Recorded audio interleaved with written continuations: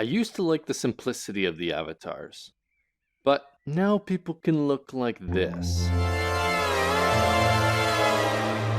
A recent update to Rec Room removed the old bean from the game. This was done to allow bean and full body to work more simultaneously and access new features, be compatible with Avatar Studio, and save memory for an improved game experience.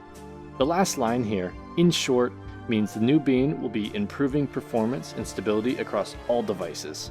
This is great, but when people mention there's no FPS increase, the dev team claims all improvements will take full effect when Classic Bean is removed. Well, on June 2nd, 2025, the old bean was officially removed from the game. Let's see if Rec Room's updated avatar gives better performance. The first test I ran was a few simple games of laser tag. The average frames per second for the new bean got worse by a considerable margin, and the lows were also decreased. Both of these were tested in February before the old bean was removed, so it is possible the devs adjusted other parts of the game that affected performance since then. Still, the new bean massively underperformed by 21 FPS. It's also worth mentioning that the new bean before June 2nd did better than the current bean, but a bit worse than the old. Also, some of you might have noticed my massive CPU bottleneck, but it should not affect this test. If new bean is going to improve performance, it will show in the results. And getting back to them, we see that the new bean did use less CPU and GPU utilization, so kind of a win-lose.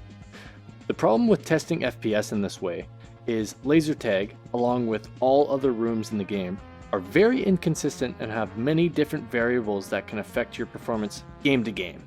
Like, for example, FPS can vary depending on where you are on the map, how many people are currently being rendered, maybe more bots spawn in one game than the other. Playing games like this is not indefinite proof that the old bean was better. Naturally, I went looking for a map made for benchmarking, and I was surprised to learn that literally no one had made a consistent benchmark room to test performance. So I did what any normal person would do. This video is going to teach you all of the basics that you need to know about Circuits v2, even if you have no knowledge of circuits or programming at all. Yes, I learned circuits, as best I could, to build this room for this one purpose. The results on here were super consistent though. Gave the same highs and the same lows throughout multiple tests, which proved to me my work wasn't for nothing. It also made any differences that the bean bodies had obvious to point out. The new bean had equal results to the old, with an average of 136 frames per second across 5 tests. The lows were about the same, and the CPU utilization seemed to be a little bit higher. I was also curious about the performance I would have in VR, since that's what I play. It's a bit harder to test consistently, but I thought I would go ahead and get it anyway. Again, the new bean did slightly worse for FPS, but it's more or less equal for everything I tested. Also, the original Oculus Rift, which I used to test, has a hard FPS cap at 90. That's why you don't see the FPS going above roughly this line. Now, to take my bottleneck system out of the equation, I ran every test once more on my laptop, which has a Ryzen 9 5900HX and a Radeon RX 6800M. I feel like I'm repeating myself a lot here, but the new bean, again, did the smallest bit worse than the old bean. Nearly the same score. No real change other than better GPU utilization. Many people in the community, including devs, said we will see better performance. So why is there no improvements? Is there something wrong with my benchmark room?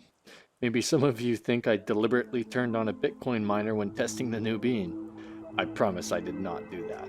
I've loved this game for a long time now, and I'm making this video as a passion project.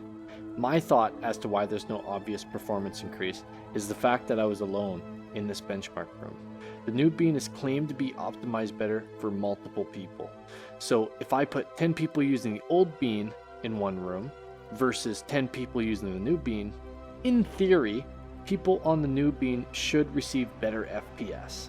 And multiple people in the community did want to test this, including myself.